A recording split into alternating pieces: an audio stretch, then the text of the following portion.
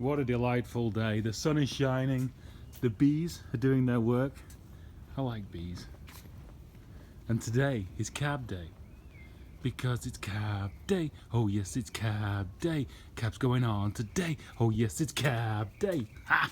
So, the scrap man came last night and relieved me of a lot of stuff so I can actually get to the cab right now. So I'm going to take some more measurements, then make up the wooden frame that lifts it up. Bit more trimming on the front, and then action stations. Now we have to do some maneuvering. This is ready.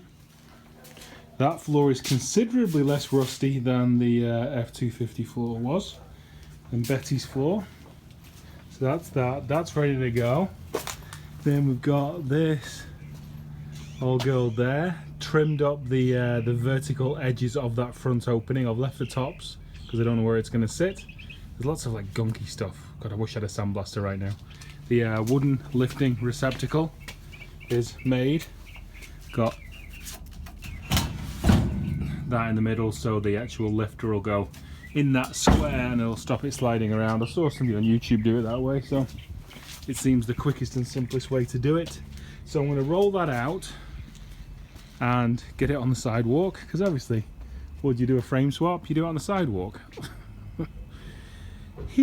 Yeah, so I'm going to roll it out to here, have the engine hoist out here as well, lift it up, roll the truck out to here, and then push the cab this way onto it. Simple.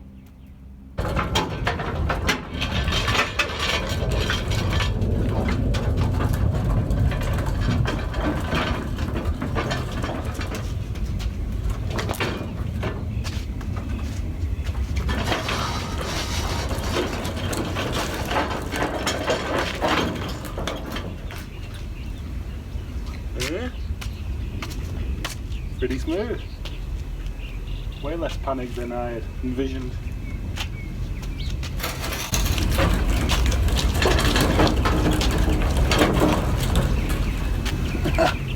I think this is smooth. The rest of it is going to be a complete shit show.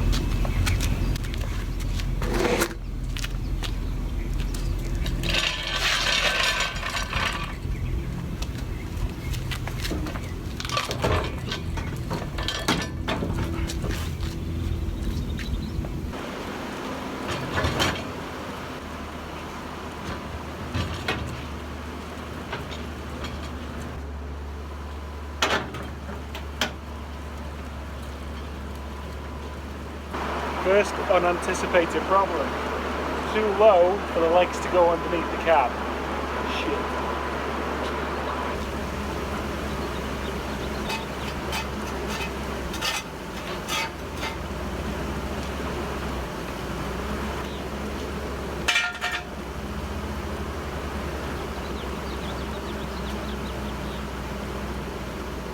It doesn't help when they leave a rag in the intake.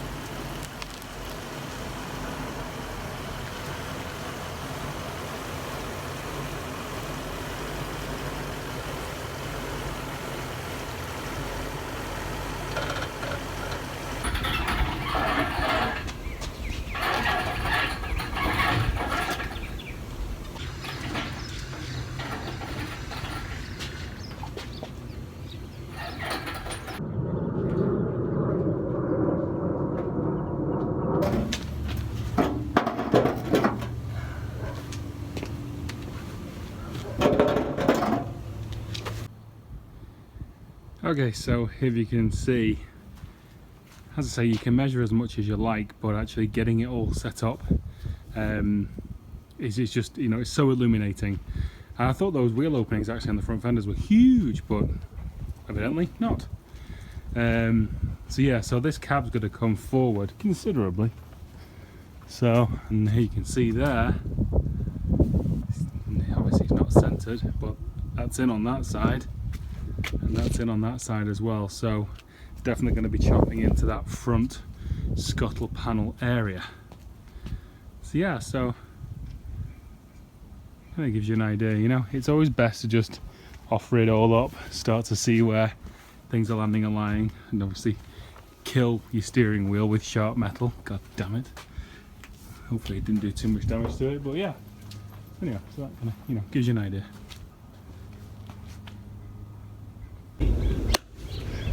Okay, game on.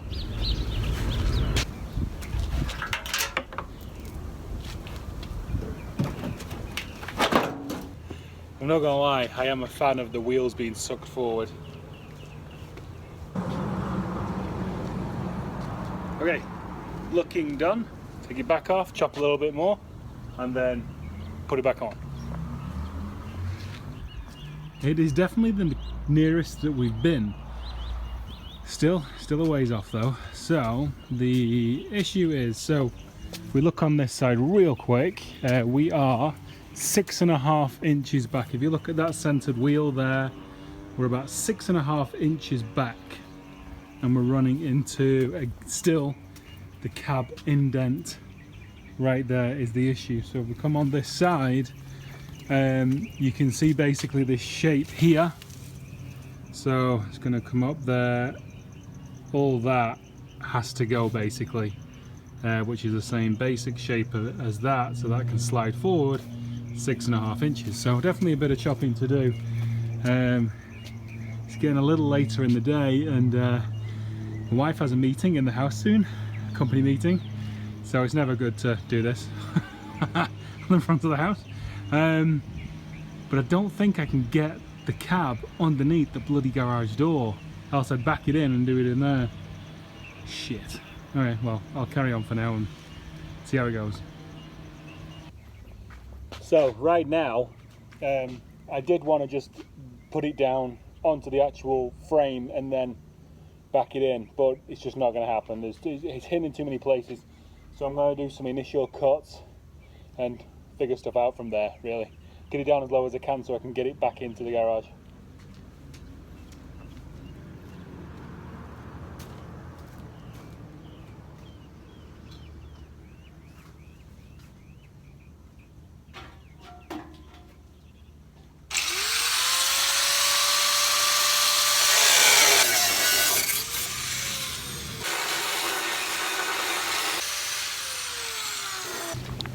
One thing I do need, sunscreen. So, we're at a sane point, or as sane as you can be when you're trying to fit the cab to a new vehicle on the sidewalk. So we've done a bit of chopping, thinned her up a little. I've never really chopped into A-pillars before, and I usually don't like doing it, but don't have a choice, had to take this in. So I'm just hoping that I kind of measure the general measurement, and I think the cab, the swoop on the cab's going to go into that area there, but only time will tell. And then this side, same again.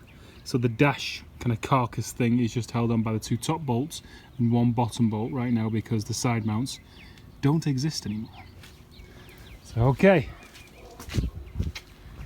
try number 2. I am going to be getting this side done, and then that's it for today. I'm absolutely bloody buggered. So remember, this drawn line kind of looks like the swoopy outy front ear of the 53 cab. So on this side, the shear's cut out. And say that swoopy area should come into here, and that is the same kind of, it's, you know, vertical all the way down. That should be it. It's been an interesting journey for me, this, because I've never taken away the original A-pillar on the orange truck. I left the Crown Vic A-pillar in there and attached that to the truck A-pillar. But now it's just like, interesting. It's more cutting than I think I've done before. So yeah, so that's that side. On with the other side now. Here she is, done for the day, and boy am I done for the day too. So there we go. Basically we've got a vertical running from there in the shape of the big Dumbo is to fit in that area there. Now, something I've noticed is the heater motor sticks out further. You can see it right there. It sticks out further. If that causes a problem, the 53 cab is going to get modified around it, because I really would like some amenities. It's going to get into summer when this truck's driving. Would like some nice AC, exactly as Mr. Mountaineer Designer saw fit. So yeah, so off to work for a couple of days now. So sad. And then back on it and cab on next. Here we are, so we've reached the next step. You can see there, that area that I cut out is where that is all starting to sit into. The cab's pretty much as far forward as it needs to be. It's up against the heater box there, so hopefully we're not going to be playing games with that. And then if you look, just rested the fender.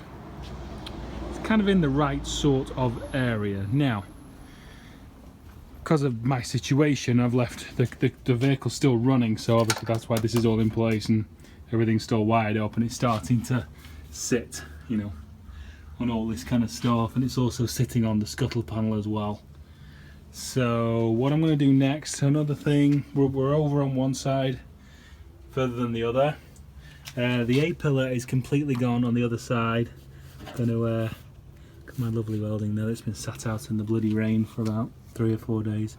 So we're going to take that off next, so we can move the cab over slightly. And also we're at the point where, if you can see those black lines I've traced there, that's going to be the indentation for the cab to sit down the back, because by the end of the day I want this in the garage. And as you can see right now, I have a height issue because the cab's actually sat down now on the frame as low as it'll go right now, and I still have a height issue. So we'll chop those bits out and see how low we can get it. What's very interesting, looking from this point, with the cab kind of in the front to back area that it needs to be, obviously in height wise it's way too high, you can see how far the steering wheel is sticking into the actual cab, how much space it takes. I mean, this is all going to come out, and then this is going to come down, and then looks like I'm going to be shortening the steering column to push the wheel forward, and then we should have plenty of room in the cab. Happy about that. So this is the first time since 2001 that this cab has had a running engine underneath it. Happy days, feeling good. Yeah, chopped out the floor to let the cab sit lower. Everything's sitting on this composite situation here right now, so that's the next step to come out. To do that, I've got to get it in the garage because I've got to drop the column and obviously take all that good stuff out. Plenty of clearance. We're going to be close on the we're going to be very close on the heater motor. We'll figure that out. We've got room on this side. Happy days. She'll be coming down more very soon.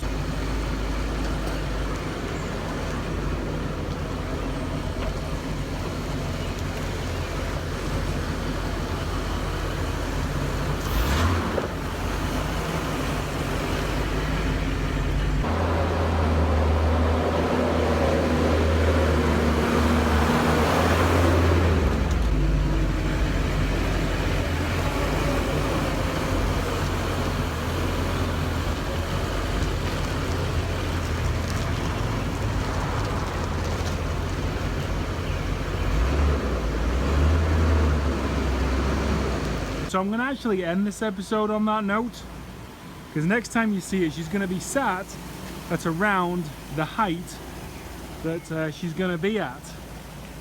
So that will hopefully happen tomorrow. So that's the end for this episode. Thank you for watching. As always, happy days, and I shall see you next time.